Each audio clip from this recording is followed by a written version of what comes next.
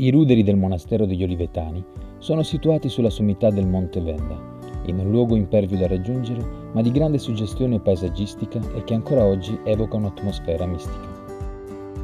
L'ex monastero è raggiungibile solamente a piedi, frequentando il sentiero naturalistico Lorenzoni, curato dall'ente parco regionale Collio Gano. La prima testimonianza storica che attesta la presenza di religiosi sul Venda risale al 1197. Si tratta di un primo insediamento eremitico fondato dal monaco Adamo di Torreglia. Alla sua morte seguirono altre esperienze di vita ascetica da parte di monaci provenienti da Santa Giustina di Padova.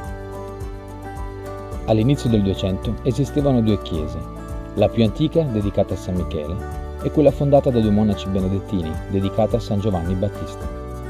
Il monastero acquisì sempre maggiore importanza e prestigio grazie al sostegno e alle sovvenzioni dei nobili maltraversi di Castelnuovo di Teolo. Dopo la metà del Trecento, il monastero visse un periodo di crisi e nel 1380 il vescovo di Padova decise di accorpare la comunità del Venda con i monaci olivetani, nota congregazione benedettina aristocratica. L'unione diede un nuovo slancio spirituale ed economico al monastero sul Venda, che fu ampliato nelle strutture ed acquisì vasti apprezzamenti fondiari. L'esistenza del monastero si concluse nel 1771, quando la Repubblica di Venezia ne decretò la soppressione e fece trasferire i monaci, mettendo all'asta tutti i possedimenti che passarono in proprietà alla famiglia Erizzo.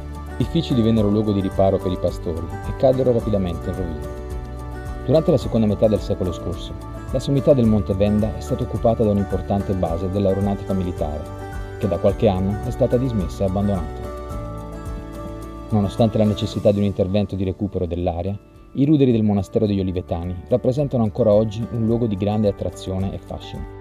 Dell'imponente complesso del monastero di San Giovanni Battista del Venda sono ancora visibili parti della chiesa, la torre campanaria e la cripta, salvati dalla rovina grazie a recenti interventi di restauro.